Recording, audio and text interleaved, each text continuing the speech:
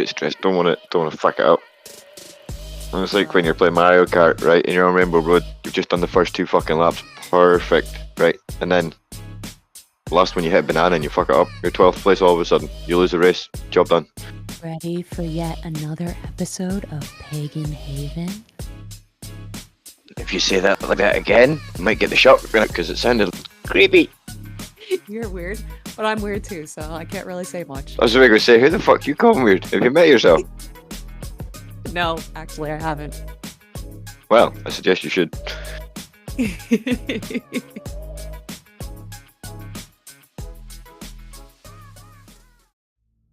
Welcome pagans, heathens, and curious Christians to yet another episode of Pagan Haven, where learning builds communities.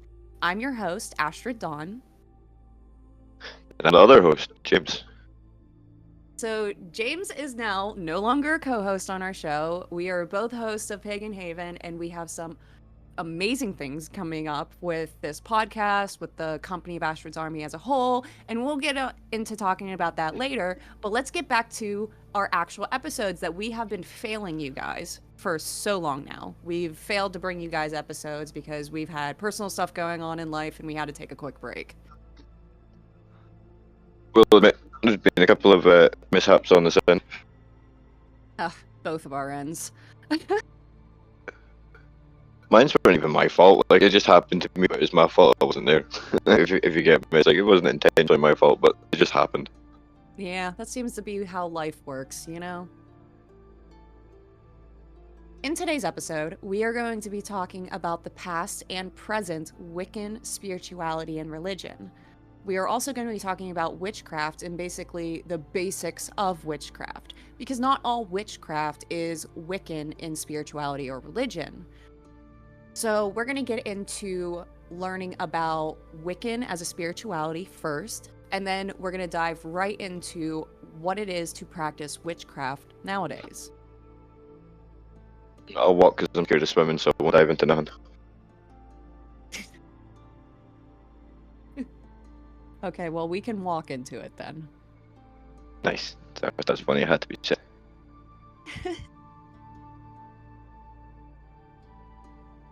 So, while researching the topic of Wicca, it turns out that the largest of the modern pagan or neo-pagan religions is followers, who are called Wiccans, typically identify as witches and draw inspiration largely from pre-Christian religions of Europe. Influenced by early forms of Western esotericism, Wicca publicly emerged in England during the 1950s, so it's not even been around in Britain that long. 70 to 80 years so far? Yeah, 1950s isn't that long ago, even though it kind of is. I mean, we're in the 2020s now. It's just hard to think that we're getting older. Oh, it's not even that. I don't even think it's that long at all. Yeah, like 70 years. There's people up here that are 80 plus odd years old. Yeah, been around the start. I've seen how weird it was back then when it first came out. Plus, compared to how old some religions actually are, yeah, it really isn't that long ago. No, it's not even made a fucking century yet, is it? No, not yet. So scholars of religious studies classify Wicca as a new religious movement, and more specifically, as a form of modern paganism. Wicca has been cited as the largest, best known, most influential, and most academically studied form of modern paganism. So I wonder what made it change over to make that the most influential version of paganism to this day. I think it's over the because years, because it's more modernized, that's why, because a lot of people do practice magic in general and witchcraft. So it's more of a modern day paganism than what like Norse is and Egyptian and stuff like that. that's mad, eh? The thing is, and this is the weird one, I know a Christian witch. Now she's really Christian. Yeah, I've actually met Christian witches before, which I never, honestly, and if someone listening to this is a Christian witch, we would love to hear more about it, because that is something neither of us actually understand. It's not to say that there aren't people out there that are like that, and we're definitely not knocking it at all, but we are curious to know how that works. You hear the stories I've heard, you can't knock it, man. And it's got proof, it's got people to back it up, and it's unreal. Right. It's not even terrifying, but it's just there. It's interesting. Right. Very interesting. One of the loveliest people you'll ever meet in your life, though, guaranteed. Most witches are. Yeah, I'm starting to wonder when they start to burn them back at stake back in. They burned women, not witches.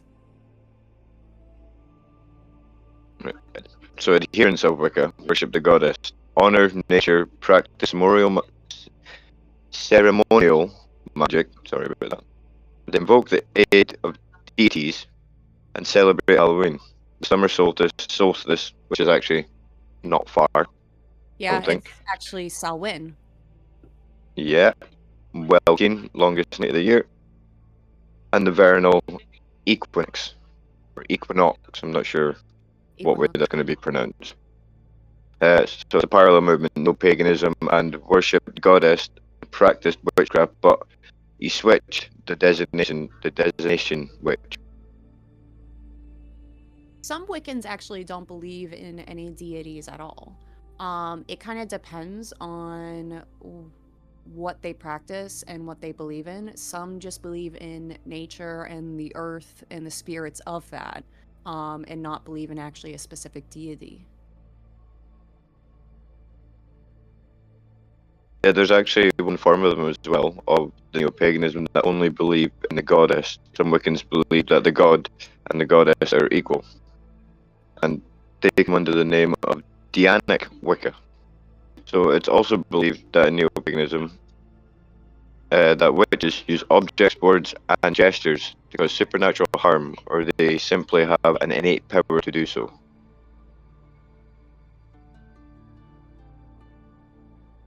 They either use objects, words, or gestures, or they can just power it. I guess that would depend on which part of the... Is it a cauldron you call it? I don't know. A witch's group. What do we call it? A coven. That's it. It's not a cauldron, that's what they make spells in. Yeah, so with basic witchcraft and witches nowadays, they all believe that they receive their power from earth, nature, and the ones who believe in actual deities, which I'm guessing with like Christian witches, they believe that God gives them their power. Where like me, I'm a witch, I'm actually a kitchen witch. I get my power from Freya. Right, gonna start with the kitchen witch. Okay, so there are different types of witches. And my abilities and what I can do are best described as being a kitchen witch. So, kitchen witches, they are mainly kind of good with cooking and baking, which is something I'm very good at. I put my magic into what I'm doing. It's kind of like I'm providing my protections for the people who consume my foods that I make. It also means that we use a lot of like household things as the things that we use for spells and to be able to I do a lot of cleaning. That's kind of what kitchen witches do. They make sure that their environment's cleaning. It's kind of why we have the view of the broom, because sweeping our floors is actually one good way of cleaning our space and like, you know, clearing it. It's all about cleanliness. Yeah, so it's basically kind of like being a homestead kind of witch, where you find your magic. Your environment impacts yourself, so Exactly. you've got to keep it so the flow can... It's like a flow, you just go with the flow kind of hang around you.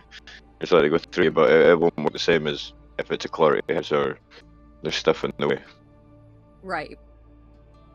And so we like to use, well, any witch will use basically spices and herbs for their spells, but it's very much with us where we definitely use ground up eggshells, cinnamon. I put cinnamon on my doorways and everything when it comes to different equinoxes and different shifts of, like I just did it for Luna Saw.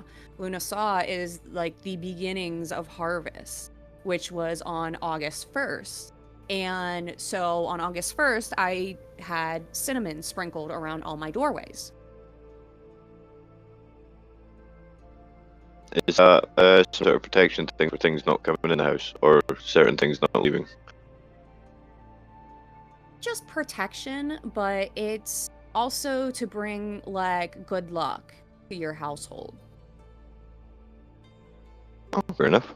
So it's like a protection blessing type deal. Yeah, basically. Oh yeah, just like the sage sticks when you're cleansing a room. That was gonna be what I got into next. Yeah, so Ah, you read my mind. But witches will sometimes burn sage to be able to clear the area that they're in. We also use certain different crystals, and each crystal will mean something different, such as like obsidian. I keep obsidian on me all the time because I'm an empath. Empaths are the things that there's different types of empaths where it could be a plant empath, you could be an animal empath, emotional, physical, or a psychic empath. And so like whenever you have like the empathic tendencies, it's better to keep obsidian on you because it's a barrier to help protect you from taking on too much. So because I'm an emotional empath, I feel other people's emotions. So being able to have obsidian on me helps me filter so I don't get like bombarded by emotions that are around me.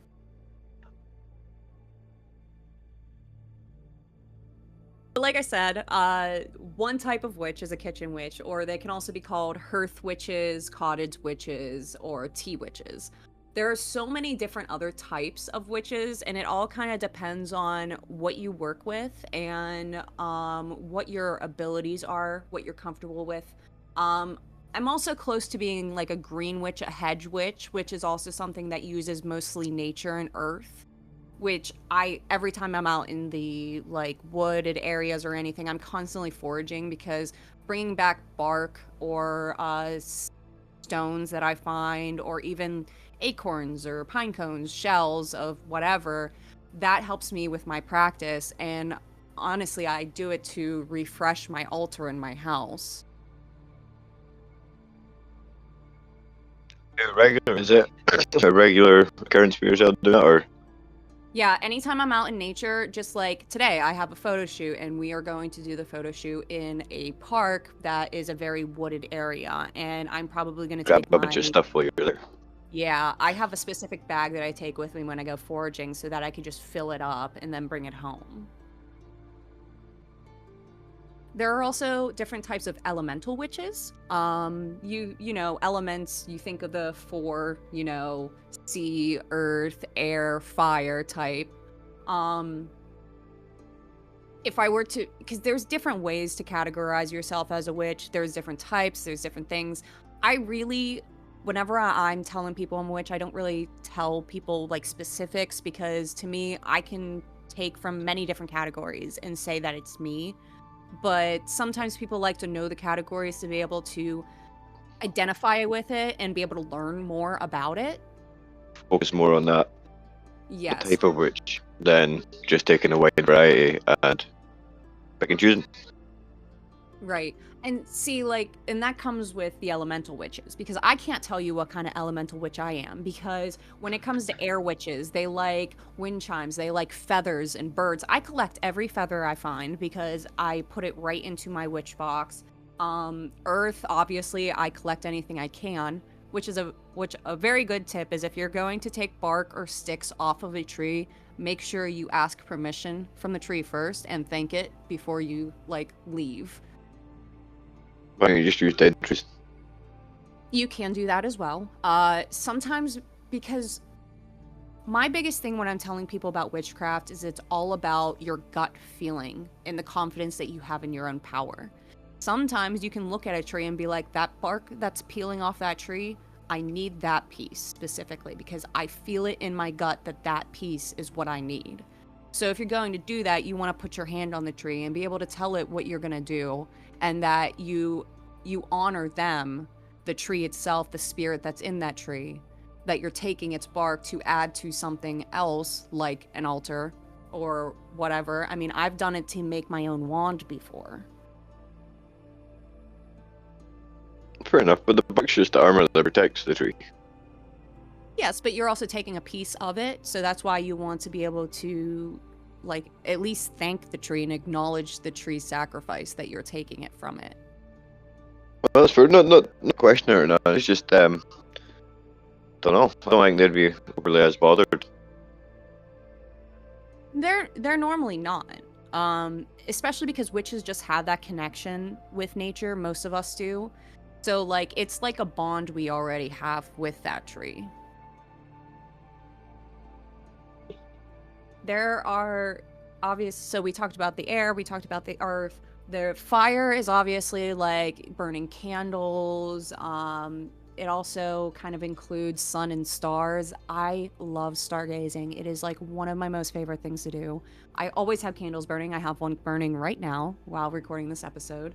I'm pretty sure my partner is just sick of candles at this point because every time we go shopping, I'm like, oh, need a new candle.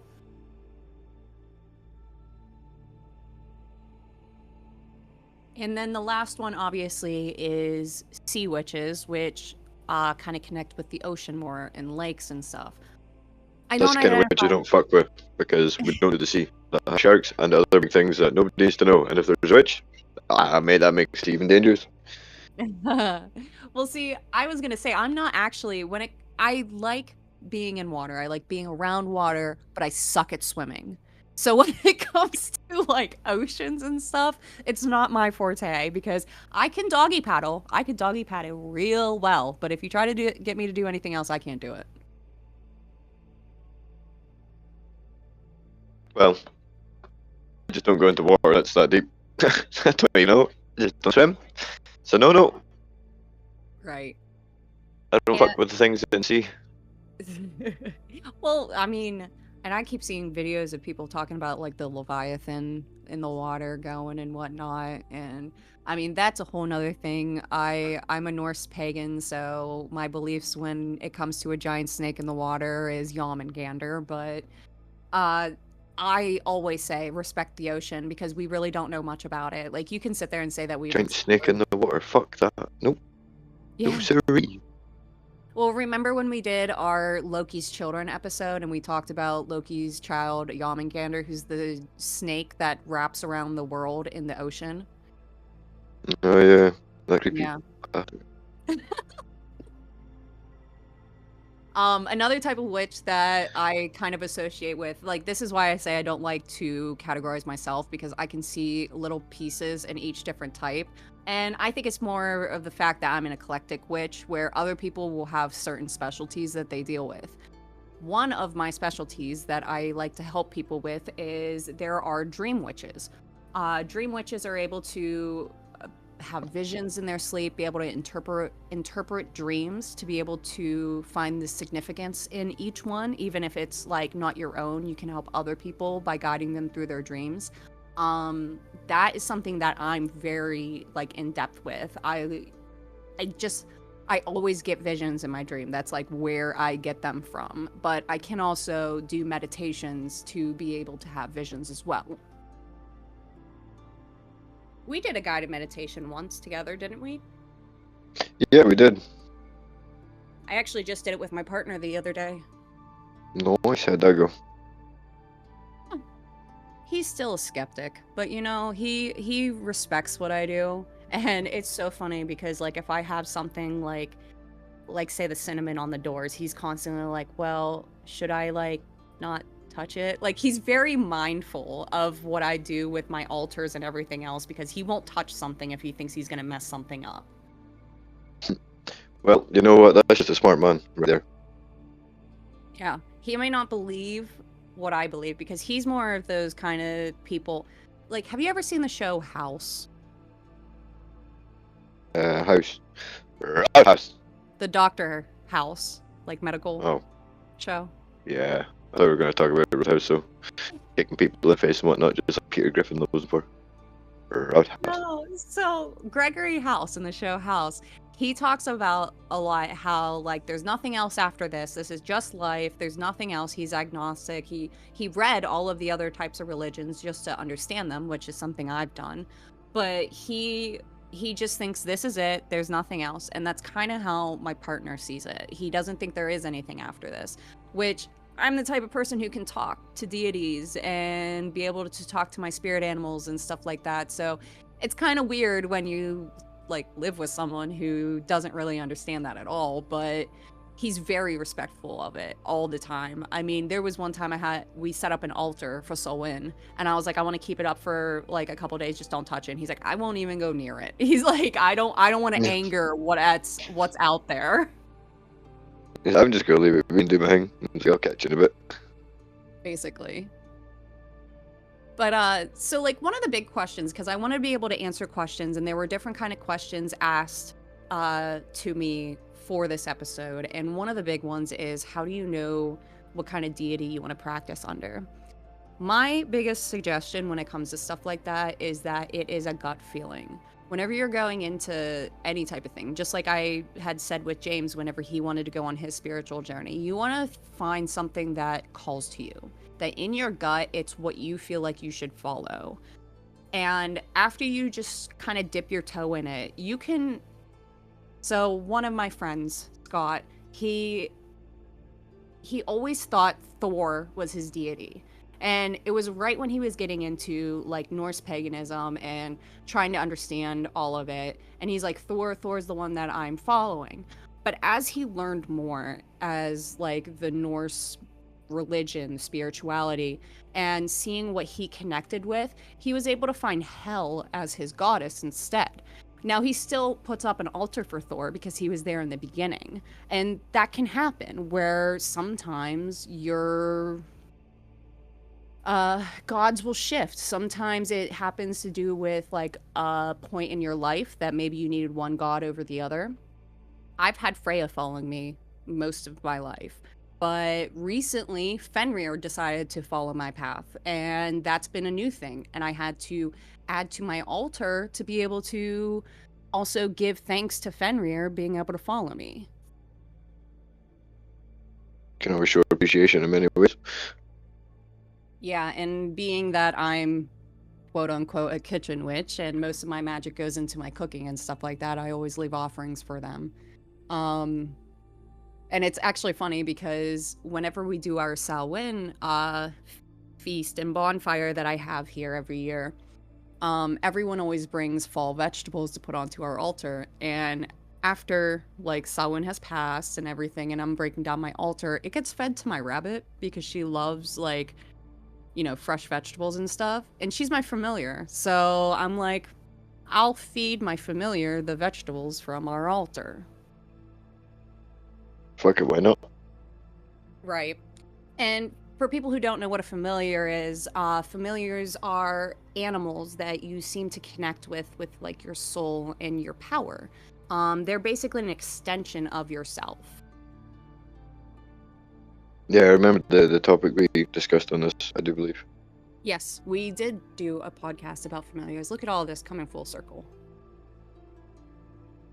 Wee! But that is, although this is a short episode, we wanted to put this episode out because of the fact that we have some amazing things coming forward, coming soon. September 1st is going to be a basic relaunch of Astrid's Army as a whole. We have our store spell Castrids, which we are going to have runes, witch's box, shirts, that are designed by our company, and we're gonna be getting more podcast episodes going. Like I said, James here has been promoted to host instead of co-host. I feel sorry for you all. Why do you feel sorry? I don't know. I just thought I'd put that out there. Okay. But yeah, James is taking a bigger role in the company as a whole, and we have some of our moderators that are stepping up and helping with like our Discord and our company. But I do want to say one thing is that we have a giveaway that we're doing right now on the Pagan Haven TikTok page. So right now, up until August 1st, whoever follows Pagan Haven is put in for a giveaway. We are going to pick... The real question is, did we get to join the giveaway? Oh! God damn it. We give away cool shit. Anyways, we're gonna pick 2 to 3 names that are going to be able to win a free rune set from Spellcastred's protections. You will be able to have a choice between different colors and different style sets. Definitely check out the Pagan Haven TikTok page, or you can follow myself or James, which I will put our handles in the description below for this episode. I want to thank everyone who's been patient with us. We have got a lot of message reaching out to us, like asking when new podcast episodes are coming, if we're going to continue doing this. This is something that we're going to continue doing, and we're going to be more frequent with it now. It just was... Yeah, we're just a bit slow at the start.